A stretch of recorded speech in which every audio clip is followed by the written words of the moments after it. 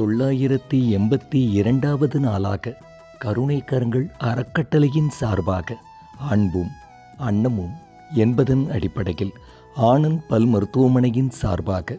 மதிப்பிற்கும் மரியாதைக்கும் உரிய டாக்டர் திரு எம் மோகன்ராஜ், திருமதி எஸ் ஹாதி வித்யா மோகன்ராஜ் தம்பதியர் மற்றும் அவர்களின் அன்பு குழந்தைகள் ஆகிய அவர்கள் குடும்பத்தார் அனைவரின் திருக்கரங்களால் உடுமலை அரசு மருத்துவமனையில் சிகிச்சை பெறுபவர்களுக்கும் மற்றும் உடன் இருப்பவர்களுக்கும்